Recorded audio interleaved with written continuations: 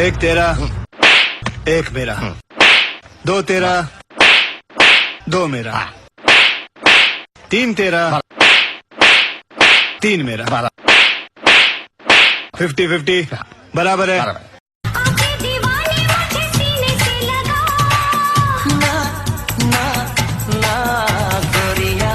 चुराना मेरा जिया गोरिया।